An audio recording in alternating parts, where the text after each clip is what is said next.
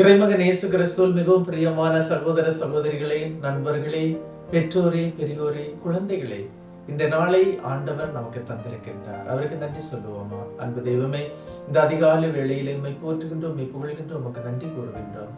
இந்த நாளை எங்களுக்கு தந்து எங்களை ஆசீர்வதிக்கும் போது உம்முடைய அருள் வரங்களால் எங்களை நிரப்பும், உம்முடைய அருள் பிரசன்னத்தால் எங்களை நிரப்பும், உம்முடைய தூய ஆவியால் எங்களை நிரப்பும்.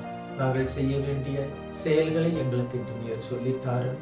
நடக்க வேண்டிய வழிகளில் நாங்கள் நடப்பதற்கு உம்முடைய அருளும் ஆசீரும் எங்களுக்கு கிடைக்கட்டும்.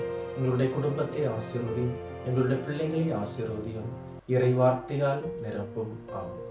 அன்பு மிக்கவர்களே, இந்த நாளிலே நாம் தியானிப்பதற்காக எடுத்துக்கொண்ட இறை வார்த்தை எண்ணிக்கை புத்தகம் 14ஆம் அதிகாரம் 43வது இறை வார்த்தையின் பின்பகுதி. நீங்கள் வாளால் வெட்டி வீழ்த்தப்படுவீர்கள், ஏனெனில் ஆண்டவரை பின்பற்றுவதிலிருந்து நீங்கள் விலகி விட்டீர்கள். ஆண்டவர் உங்களோடு இருக்க மாட்டார். கடவுள் சொன்னதற்கு கீழ்ப்படியாமல் இருந்த இஸ்ரேல் மக்களை நோக்கி கடவுள் சொன்ன வார்த்தை தான் இது. உயிருள்ள கடவுளை விட்டுவிட்டு இஸ்ரேல் மக்கள் உயிரற்ற பிற தெய்வங்களை பின்பற்றினார்கள். பிற தெய்வங்களை வழிபட்டனர். மற்ற தெய்வங்களின் படையல்களை உண்டனர். அதோடு மட்டுமல்ல, கடவுளை மறந்து கடவுளின் கட்டளைகளை பின்பற்றாது அவற்றிலிருந்து விலகினர். கடவுள் இல்லாத வாழ்க்கை அது உயிரில்லாத உடல் போன்றது. ஒருவர் கடவுளால் வழிநடத்தப்படவில்லை என்றால் அவர் அழகியால் வழிநடத்தப்படுகிறார். சாத்தானின் செயல்கள் ஒவ்வொன்றாக வெளிப்படும். இறுதியாக அவர் வாளால் வெட்டப்பட்டு மடிந்து போவார் என்று இறை வார்த்தை சொல்லுகிறது. கடவுளின் வார்த்தையே உண்மை. அந்த உண்மை உங்களை விடுவிக்கும்.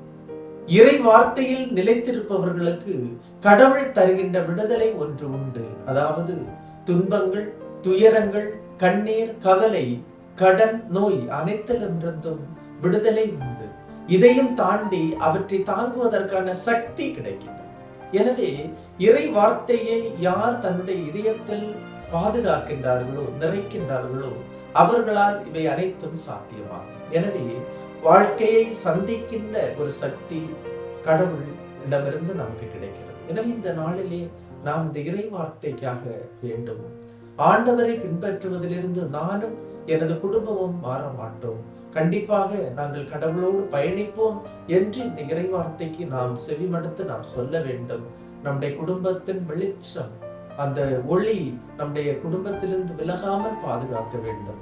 ஆண்டவருடைய அருள் பிரசன்னம் இருக்கும்போது அவரை நடுநாயகமாக மையமாக வைத்து நாம் செயல்படும் போது மட்டும்தான் இறை பிரசன்னம் நம்முடைய வீட்டிலும், நம்முடைய குடும்பத்திலும், நம்முடைய குடும்பத்தில் இருக்கின்ற ஒவ்வொருவரிலும், குழந்தைகளிலும் அது நிலைக்கும்.